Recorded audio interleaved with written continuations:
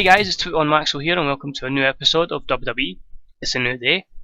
Now, because it is between festive period, I think we're just after Christmas and just before New Year, I thought I would just go over a couple of the rest of the year awards and stuff like the various awards, and then maybe look at our creative meeting as well. Nothing too serious, and then we can crack into January and have our first show of the year.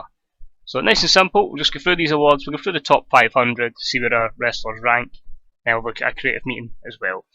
So I can say now New Japan have dominated, Tanahashi winning the Wrestler of the Year, New Japan winning the Company of the Year, so I've got to try and fix that next year. Team of the Year went to the tag team King Ace, which was Tanahashi and Togi Makabe.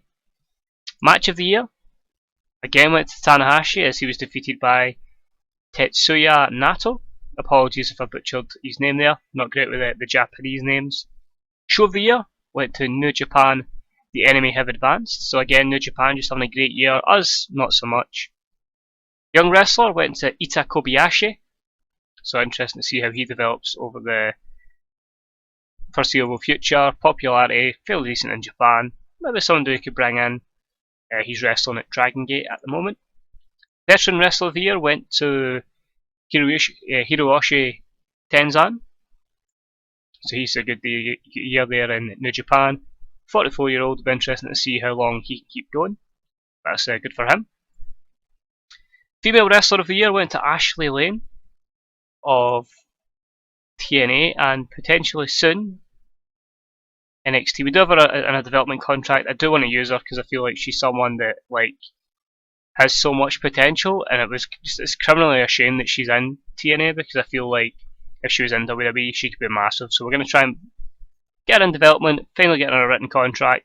The reason I'm keeping her in development at the same time is so she can continue to develop, gain maybe worker improvements, popularity, and then she'll be amazing when she hits the main roster. Manager of the Year went to Maria Kanellis. Fair play, Maria. Probably go to Brock Lesnar, but Paul Heyman and Brock Lesnar, but not the case. Our first award is Michael Cole winning Announcer of the Year. So good to see Michael Cole's won it. It's the first time he's won it, but he's been great for us. Colour Comms went to Milano Collection AT. I'm not actually too sure who that is, but apparently it does New Japan's colour commentary. Fair play. Referee of the Year went to Errol Hebner. So as you can see there, not a great year for us. Obviously I was only really in charge for October, November, December. But this year is all me. And hopefully we can turn the company around, because obviously we're in a build now to the Rumble, then Fastlane, and then WrestleMania. So quick look at the PW500. You'll see here, dominated by New Japan stars. Our highest guy is Descaras Jr., obviously Alberto Del Rio, who's in at 19. After this you would have to jump to Chris Jericho at 24, John Moxley, Dean Ambrose at 25, Cena at 26, and then Tyler Black, Seth Rollins at number 27. So not great that they're so far down. There's just something there. I've just skipped by a few. So that's the top 27. Roman Reigns in at 32, so he's had a massive increase from the year before.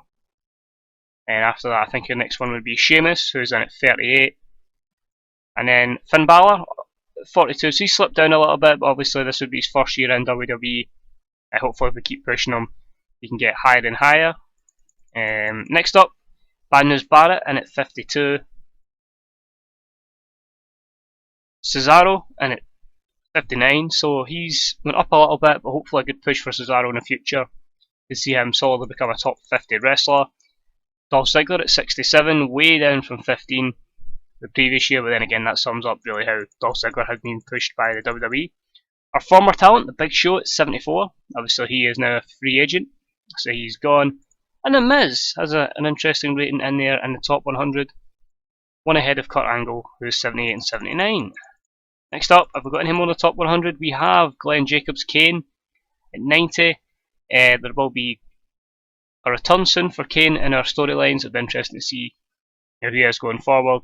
And Rusev, or Miro, as Rikishi called him, in at 92. We any more in the top 100? Kevin Steen. So Kevin Owens is in the top 100.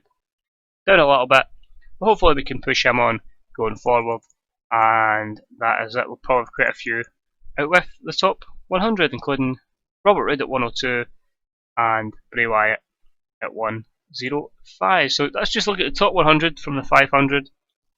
Now we're going to quickly look at our creative meeting. This will give a potential spoiler for one thing, but we'll just let you see it all anyway. Our franchise players, so the guys that everybody wants to see, is John Cena, Randy Orton, Robert Roode, Dean Ambrose, and Alberto Del Rio. Interestingly, Robert Roode is only at like 64 overness, but yet still sees himself pretty high here, and is still a main eventer, as I've adjusted everyone's push according to their popularity. The next big thing, so basically we could build the company around Sasha Banks, Paige, and Tyler Breeze.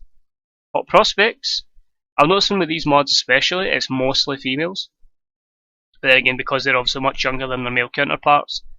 But here you have Aiden English, Sasha Banks, Charlotte, Alicia Fox, who's still only 29 in this, and Paige. Our best mic workers are Mr. McMahon, Triple H, John Cena, Paul Heyman, and Dean Ambrose. Our showstoppers, Seth Rollins, Dolph Ziggler, Dean Ambrose, John Cena, and Finn Balor.